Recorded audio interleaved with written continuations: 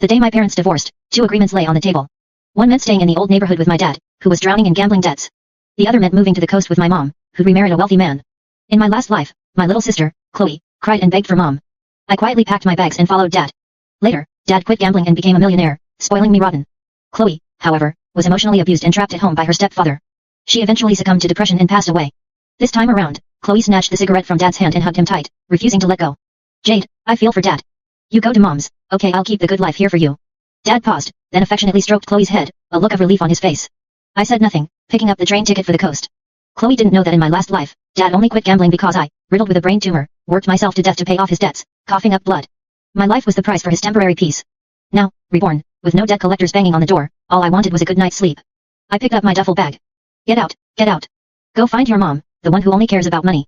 Dad waved his hand, like shooing away a fly. Chloe hid behind him, making a childish face at me. Her lips exaggeratedly formed the words, "Sis, don't come begging me for money later." I just smiled, saying nothing.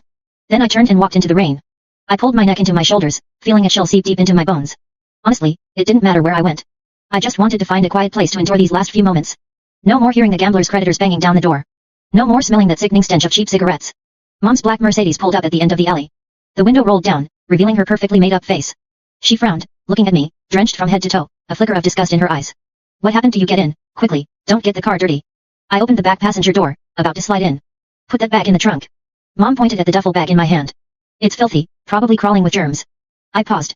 But I still obediently closed the door and put the bag in the trunk. Back in the car, I huddled in the corner, careful not to touch the luxurious leather seats. The heater was on full blast, but I still felt cold. "Jade, once we get there, you need to be sensible." Mom drove, glancing at me in the rearview mirror. "Your stepfather doesn't like noise. Don't leave your room unless you have to. Eat quietly, and don't drag your feet when you walk. And never mention your dad. He's bad news." I looked out at the rain streaking past the window and nodded. "Got it." The familiar spike of pain lanced through my head again.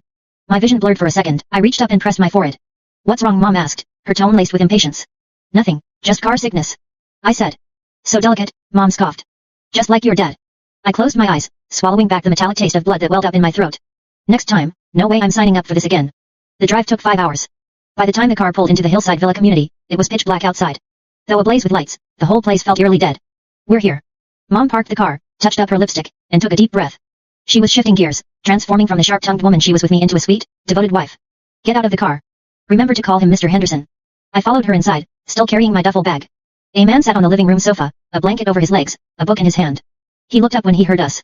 This was my stepfather, Robert Henderson.